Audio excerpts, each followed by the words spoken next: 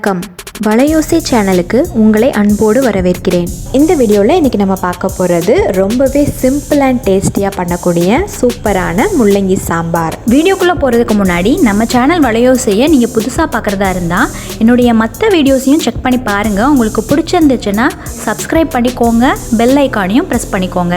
First முள்ளங்கியை நல்லா wash பண்ணி clean பண்ணிவிட்டு தோல் சீவிட்டு இந்த மாதிரி நல்லா ரவுண்டாக கட் பண்ணி எடுத்துக்கோங்க. இப்போ நம்ம பருப்பு வேக வச்சு எடுத்துக்கலாம். 100 கிராம் துவரம்பருப்பை நல்லா வாஷ் பண்ணிவிட்டு குக்கரில் ஒரு 4-5 விசில் விட்டு நல்லா குழைவாக வேக வச்சு எடுத்துக்கோங்க. இப்போ ஒரு பேன் வச்சுட்டு அதில் ஆயில் ஆட் பண்ணிக்கோங்க. நான் இன்றைக்கி மண் சட்டியில் தான் இந்த சாம்பார் பண்ண போகிறேன். ஆயில் நல்லா ஹீட் ஆயிடுச்சு. ஒரு 10 சின்ன வெங்காயம் நல்லா தோலெல்லாம் உரிச்சிட்டு எடுத்து வச்சுருக்கேன். இப்போ அதை சேர்த்து நல்லா வதக்கிக்கிறேன். வெங்காயம் ஒரு அளவுக்கு வதங்கினதுக்கப்புறமா இப்போ நம்ம கட் பண்ணி வச்சுருக்க முள்ளங்கியை சேர்த்து வதக்கிக்கோங்க.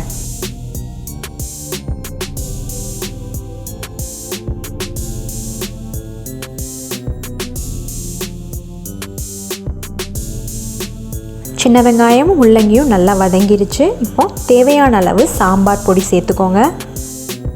உங்கள் காரத்துக்கு எவ்வளோ வேணுமோ அவ்வளோக்கு மிளகாய் தூள் சேர்த்துக்கோங்க. இப்போ ரெண்டையும் சேர்த்து நல்லா அந்த எண்ணெயிலேயே வதக்கிக்கோங்க.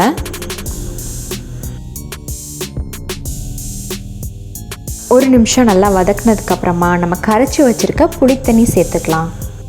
இப்போ நல்லா மிக்ஸ் பண்ணி விட்டுருங்க. இந்த புளித்தண்ணியோடைய பச்சை வாசனை போகிற அளவுக்கு நல்லா கொதிக்கட்டும். நம்ம ஆட் பண்ணியிருந்த முள்ளங்கியும் இந்த புளித்தண்ணியில் நல்லா வேகணும். தேவையான அளவு உப்பு சேர்த்துக்கோங்க.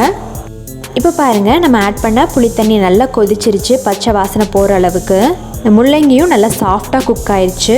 இந்த ஸ்டேஜில் நம்ம வேக வச்சுருந்த துவரம் பருப்பை சேர்த்துக்கலாம். கட் பண்ண தக்காளி பீசஸ் சேர்த்துக்கோங்க.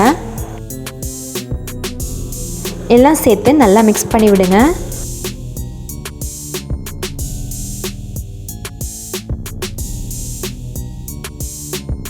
ஒரு மிக்ஸி ஜாரில் 4 ஸ்பூன் தேங்காய் எடுத்து வச்சுருக்கேன். இது கூட 1 ஸ்பூன் ஜீரகம் சேர்த்துக்கிறேன்.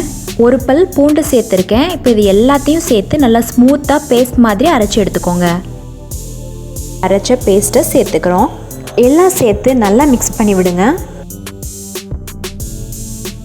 எல்லாம் சேர்ந்து நல்லா கொதித்து வரட்டும். ரொம்ப நேரம் கொதிக்க தேவையில்லை. பாருங்கள், நம்மளுடைய சாம்பார் ரெடியாக இருக்குது. இதை நம்ம தாளிச்சிக்கலாம். கடுகு உளுந்த பருப்பு கருவேப்பிலை தாளித்து இந்த சாம்பாரில் சேர்த்துக்கோங்க.